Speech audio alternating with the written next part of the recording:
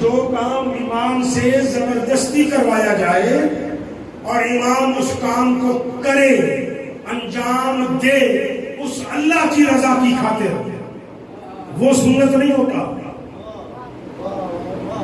سنت وہ کام ہوتا ہے جو امام اپنی مرضی سے کرے، اپنی رضا سے کرے،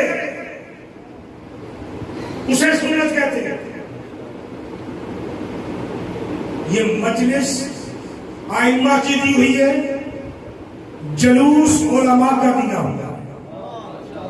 اگر یہ علماء آزادار نہیں تھے، کس نے دیا تجھے جلوس؟ اپنی صفوں کو سمجھا، اپنے جوانوں کو ایسے لوگوں سے بچا جو تجھے غلط ڈگر پہ لے کے جا رہے ہیں، علم کی ڈگر پہ چل، جہالت کی ڈگر پہ نہیں۔ تو اپنا گھر کسی موچی سے نہیں بنواتا، اس کے لیے تو رازہ ڈھونڈتا ہے۔ دین کے مسئلے تو موچیوں سے پوچھے گا، اس کے لیے بھی تجھے کسی عالم کے دروازے پہ جانا پڑے گا۔ مجھے کیا سمجھو؟ مجھے دین نے ایک بار بتایا، بے دین بتایا، جسے خود پتا نہیں، مجھ سے چڑھ کر الجھ پڑا جی تشہد میں علی ولی اللہ پڑھنا چاہیے، آپ کیوں نہیں پڑھتے؟ میں نے اسے کہا مجھے پڑھ کے بتا، پڑھنا کہاں میں پڑھتا ہوں۔ اس بیچارے کو پتہ ہی نہیں تھا کہ تشہد کہتے کسے۔ میں نے کہا حد یہ ہے جس کو خود نماز نہیں آتی وہ مجھے تبلیغ کر رہا ہے۔ تشہد میں علی ولی اللہ پڑھنا ہے تو علی ولی اللہ پڑھنے کے لیے پہلے تشہد پڑھنا پڑے گا، تشہد پڑھنے کے لیے پہلے نماز پڑھنی پڑے گی، اور جو نماز ہی نہیں پڑھتا پھر وہ علی ولی اللہ پڑھے گا کہاں؟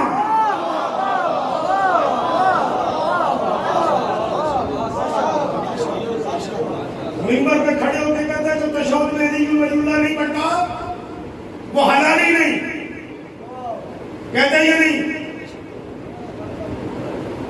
کہتا ہے نا جو تشہد میں علی ولی اللہ نہیں پڑھتا وہ حلال ہی نہیں، جو پورا تشہد ہی نہیں پڑھتا وہ کیا ہے؟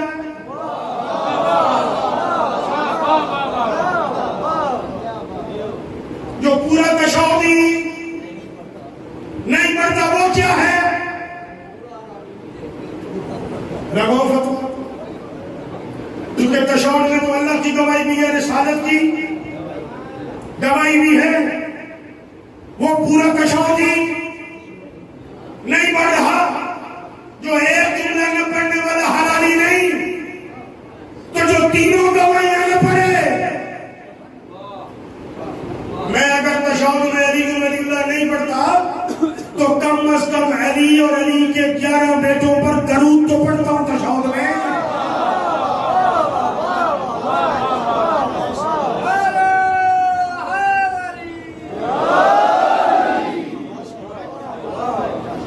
اپنے آپ کو سنبھال، ایسے لوگوں کے شر سے بچ، اپنے آپ کو خود بھی بچ، اپنی نسلیں بھی بچا۔ یہ شیعت کا چہرہ بگاڑنے کے لیے تیرے اور میرے اندر داخل کیے گئے ہیں۔ ہماری مرجعیت کا دشمن شیعت کا دشمن ہے، وہ میری آزاداری کا دشمن ہے، وہ میرے ماتم کا دشمن ہے، وہ میرے مجلس کا دشمن ہے۔ ضروری نہیں کہ ماتم قمیض اتار کے کیا جائے، عبادت ہوتی ہے استطاعت کے مطابق۔ میں جو تجھے کہوں کہ تو حسین کی زیارت میں حج پہ جا رہا ہے، 70,000 حجوں کا ثواب لینے جا رہا ہے حسین کی زیارت کے لیے، جہاز پہ کیوں نہیں جاتا، پیدل کیوں جا رہا ہے؟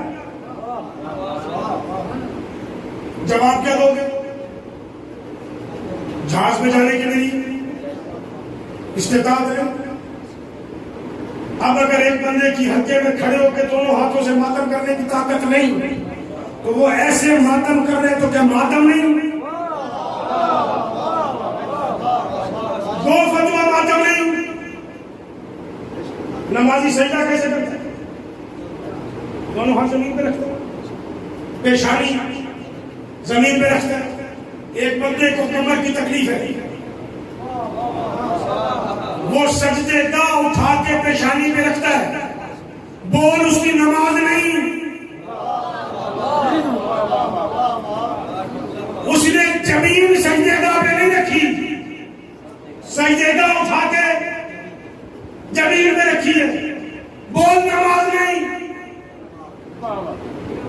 دو فتویٰ, نماز ہے یا نہیں ہے؟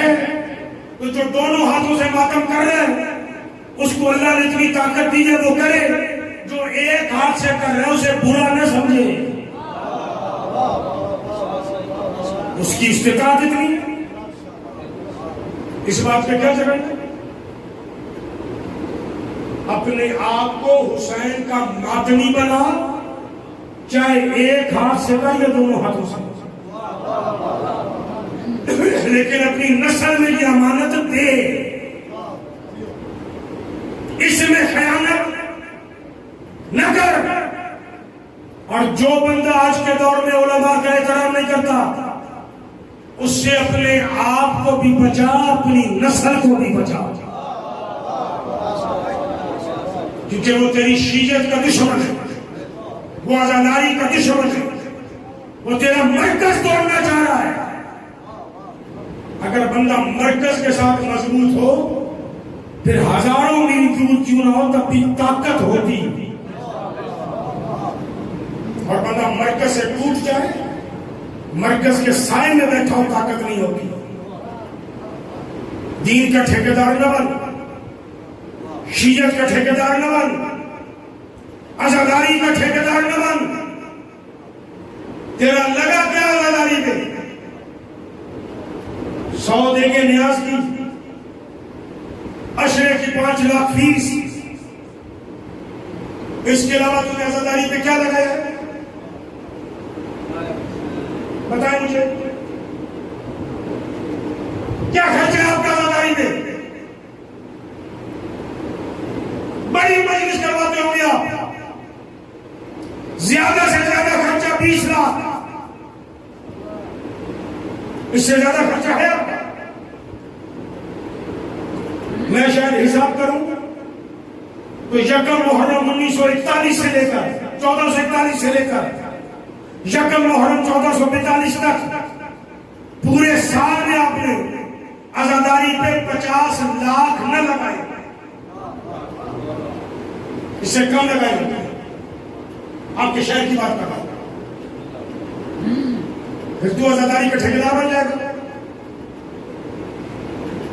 ظلم ہے خدا کی قسم. فیسیں لینے والا بھی ٹھیکیدار ہے, دینے والا بھی ٹھیکیدار ہے. دینے والا دے رہے اپنی نمود و نمائش کے لیے, لینے والا دے رہے اپنے ریٹ بڑھانے کے لیے. درد اس کو بھی نہیں ہے, درد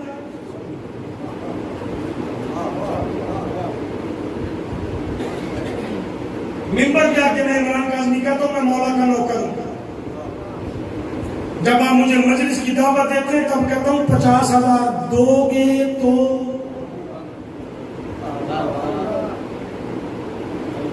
کیسا نوکر ہوں؟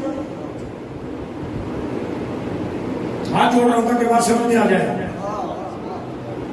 ممبر پہ ہاتھ جوڑے میں مولا حسین کا نوکر ہوں. مجلس کی دعوت 50,000 دو گے تو آؤں گا. اب اگر ممبر پہ بیٹھ کے میں کہوں میں مولا کا نوکر ہوں تو آگے سے جواب دینا کاظمی تو نوکر نہیں, نوکر میں ہوں, تو کاروباری ہے, 50,000 میں نے دیا ہے.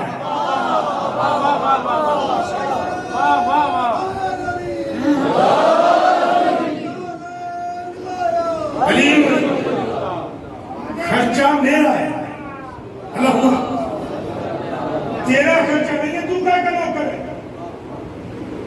پیسے بھی ہم سے لیتا ہے, بے عزتی بھی ہماری کرتا ہے. پھر ممبر پہ بیٹھ کے کہتا ہے میں جملہ کہنے لگا ہوں، دیکھتا ہوں کس کا چہرہ بگڑتا ہے، کس کا چہرہ کھلتا ہے۔ جس کا بگڑ جائے گا وہ حلال ہی نہیں، مجلس پہ نہیں کہنا، اسے اتر جائے نا، اس کے گریبان میں ہاتھ ڈال کے کہنا بدبخت انسان، میں جو دنیا کے کام چھوڑ کے ذکر حسین میں بیٹھا ہوں، اگر تیری مجلس میں نہیں بھی نعرہ لگایا تو پھر بھی میرا مقدر سنورا ہوا ہے، کیونکہ میں مجلس میں تھا۔ ضروری نہیں کہ میں وعدہ کروں، ضروری نہیں کہ میں نعرہ لگاؤں، ضروری نہیں کہ میں دونوں ہاتھ اٹھاؤں۔ ممبر پہ بیٹھ کے تمہیں گالیاں لے جاتے ہیں، شریف آ کر انہیں کی بدماش کو کیا پتا، کہتے ہیں کہ نہیں؟ اب اگر اتفاقاً تیری آنکھ میں آنسو نہیں آیا تو تیری آنکھ کیا ہو گئی؟ بولیں آپ کو کیا کہیے پتہ ہے؟ آنکھ میں آنسو آنا بھی بدنصیبی نہیں، آنسو کا نہ آنا بھی بدنصیبی نہیں۔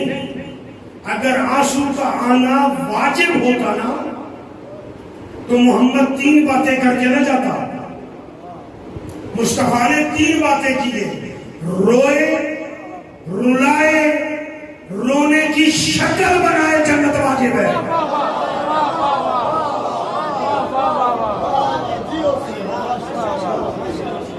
مصطفیٰ نے یہ نہیں کہا کہ روئے تو جنت واجب ہے، رونے کی شکل بنائے، رونا اختیار میں نہیں، شکل بنانا اختیار میں ہے۔ روتا بندہ تب ہے جب دل پہ ضرب لگتی ہے۔ کبھی کبھی بندہ دنیا کے خیال میں ہوتا ہے نہیں رو سکتا، لیکن رونے کی شکل بنا سکتا۔ مصطفیٰ نے کہا جو رونے کی شکل بنائے اس پر بھی جنت واجب ہے۔ تیرا اور میرا دین پہ خرچہ کوئی نہیں، خرچہ ہے علی کی بیٹی کا۔ 5 خرچے سن، بات ختم کر دوں۔ علی کی بیٹی کے پہلا خرچہ زہرا کی قبر چھوڑنا، اجرا کو میرا اجرا کو۔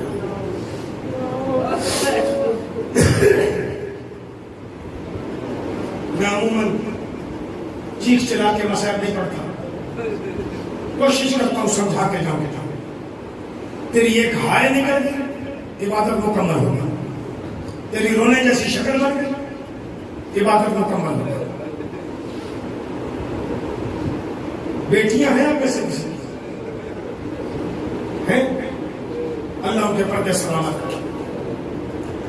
شادیاں دیکھیں دیکھیں، بولے میرے ساتھ، دیکھیں جب لڑکی ہوتی شادی دکھ نہیں ہوتا، خوشی ہوتی۔ جب لڑکی خوشی میں، شادی میں اپنے ماں باپ کا گھر چھوڑ کے جاتی ہے، ہنس رہی ہوتی ہے یا رو رہی ہوتی ہے؟ بولو، رو رہی ہوتی ہے۔ یعنی عورت کے لیے ماں باپ کا گھر چھوڑنا کوئی آسان نہیں ہے۔ اگر شادی میں بھی چھوڑے گا تب بھی روتی ہے، اندازہ لگا جو مصیبت میں چھوڑ رہی ہو۔ اور جو ماں کی قبر پہ بیٹھ کے کہہ رہی ہوں اماں 9 بھائی لے کے جا رہی ہوں، سال کے بعد جب آؤں گی کوئی بھائی نہیں ہوگا۔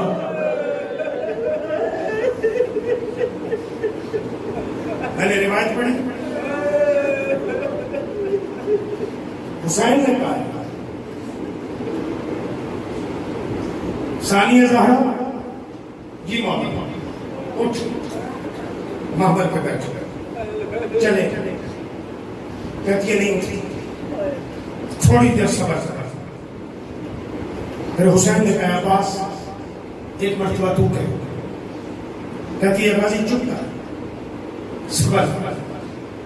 حسین نے کہا اکبر ایک مرتبہ تو کہو. اکبر کو کہتی ہے بیٹا چپ کر صبر کر ابھی نہیں اٹھی. چوتھی مرتبہ کسی نے کہا بھی نہیں خود ہی اٹھی. اٹھ کے کہتی اماں میں سقیفے کے دربار والی نہیں تیری بیٹی ہوں تیرے وعدے پہ اعتبار ہے. یہ جملہ سن کے حسین مولا کہتے ہیں ثانیہ زہرا کون سے وعدے کیسا اعتبار. ماں کی قبر پہ بیٹھی کہہ رہی تھی اماں میرا سفر بڑا مشکل ہے. اماں ہر قدم پہ مصیبت زیادہ ہے. اماں میں برداشت کیسے کروں گی. کافی دیر کے بعد میری ماں زہرا بولی ہے کہہ رہی تھی زینب گھبرا نہیں ہر قدم پہ تیرے ساتھ چلو میں بقیے میں نہیں بیٹھوں گی. حسین نے ایک وعدہ تو عجیب کیا ہے. مجھے کہہ رہی تھی کہ زہرا کہہ رہی تھی کہ زینب گھبرا نہیں تو 72 قدم پہ کھڑی ہوگی اگر میری گردن حسین کی گردن پہ نہ ہو. مجھے زہرا نے کہا اب چل اب کوئی مسئلہ نہیں. ہر قدم پہ ماں ساتھ ہے. بیٹیوں کا حوصلہ ہوتی ہے. پہلا خرچہ ماں کی قبر چھوڑ. دوسرا خرچہ روزے عاشور اون و محمد دینا. اگر تجھے یہی سمجھ میں آ گیا شاید مجھے اگلے جملے پڑھنے نہ پڑے. اللہ کرے زندگی میں کسی کے ساتھ یہ تجربہ نہ ہو. اللہ ہر ماں کے بچے کو سلامت رکھے. خدا نہ خواستہ اگر کسی نوجوان بچے کا ایکسیڈنٹ ہو جائے تو ماں باپ گھر سے جانے لگے تو ماں کہتی ہے کسی اور کو لے جا یا نہ لے جا تیری مرضی مجھے لے جائے. پتہ نہیں میرے بچے کا حال کیا ہوگا. اون و محمد نے زین چھوڑی. حسین اٹھا کہ جاؤں جا کے اون و محمد کو اٹھا لاؤں. دیکھ کے کہتی ہے زہرا کا لال کدھر جا رہا ہے. کون محمد کا جنازہ اٹھانے. بازو پکڑ کے کہتی ہے بیٹھ جا انہیں کوئی دفنا دے گا میں تیری زیارت کروں گا. تھوڑا خرچہ آج بھی کربلا کا ہر شہید گنج شہداء میں دفن. زینب کے بیٹے دفن 12 میل دور. نہ خود گئی ہے نہ بھائی کو جانے دی. کیسی ماں بیٹھ تیری زیارت کر. پہلا خرچہ زہرا, دوسرا خرچہ اون و محمد, تیسرے خرچے کا نام ہے اکبر. اپنے بیٹوں کے جانے پہ نہیں تڑپی. سرکار باقی فرماتے ہیں جب میرا چاچا اکبر خیمے سے باہر نکل رہا تھا تو میری دادی زینب یوں سر پہ ہاتھ رکھے رو کے کہہ رہی تھی اکبر ارحم علی غربتنا. اکبر ماں کی غربت پہ رحم کر.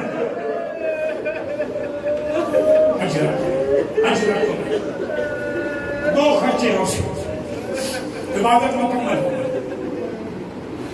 پہلا خرچہ قبر زہرا, دوسرا اون و محمد, تیسرا خرچہ اکبر. یہ بہت بڑا خرچہ ہے. اون و محمد کے جنازے پہ حسین کو نہیں جانے دیا, لیکن شیخ مفید فرماتے ہیں یہ وہ خرچہ ہے کہ اکبر کے جنازے پہ حسین سے پہلے خود آئی. پھر جگر دیکھنا علی کی بیٹی. چوتھا خرچہ حسین 11 محرم کو جب حسین کی لاش لے آئی ہے, پوری روایت نہیں پڑھ رہا, تیر ہٹائے, پتھر ہٹائے, تلواریں ہٹائیں, نیزے ہٹائے.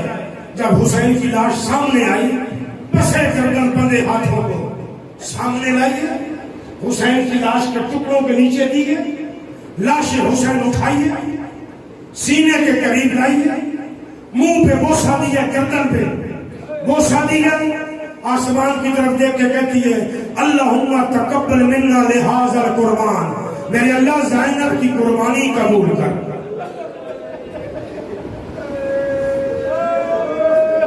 پانچواں خرچہ سنے گا, قبر زہرا اور محمد اکبر حسین. پانچویں خرچے کا نام ہے چادر. رب جانے یہ چادر کتنی قیمتی ہے کہ دربار یزید میں سال کے بعد سجاد کہہ رہا ہے کہ کربلا کا لوٹا ہوا مال دے یا نہ دے, میری ماں زینب کی چادر ضرور دے, کیونکہ وہ چادر تطہیر ہے, اس کے بغیر ہمارا گزارا نہیں. لعنت اللہ والقوم الظالمین وسيعلم الذين ظلموا أي منقلب